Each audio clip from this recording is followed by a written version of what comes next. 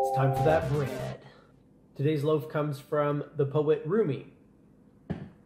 He says, "The universe is not outside you. Look inside yourself. Everything that you want, you already are." Common theme on these videos. Look within. Everything you want, you already are.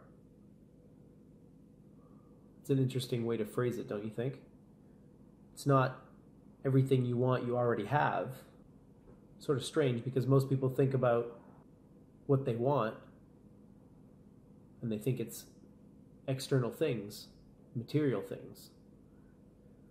But if you dig a little deeper, you find that, well, the assumption is that if I have this nice thing, if I have all this money, if I have all the toys, it's going to bring me joy.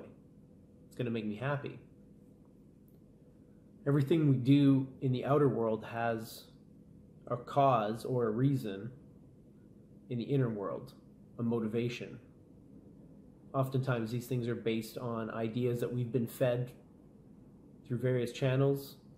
And so when you start to question those things that you've been fed and you start to look within, you discover that all the things you wanted out there, you already are those things because they're within you. They're emotions, they're satisfaction, happiness, joy. All of these things that you think are connected to external things, well, you already have those. And you can actually have as much of it as you want without having to do anything out there. So it's a strange way to phrase it, but I think it implies that the things we want are actually already part of us, because we don't actually want the things, we want the emotional reward of having those things, or what we think will be the reward. There's a thing in psychology called the hedonic treadmill, and this is what it sort of describes. You crave something or desire something, you pursue it, there's tension, you're sort of like unhappy or dissatisfied because you don't have it and you want it. You obtain the thing, you're happy for a little while, maybe overall you appreciate it more, but for the most part you adapt to it.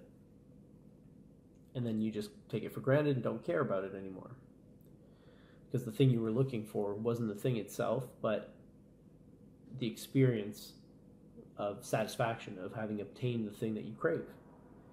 You can always have that without actually having to crave and acquire a material thing, because you are those things. Anyways, that's what I get out of this one. Thanks for joining me, and live well, my friends.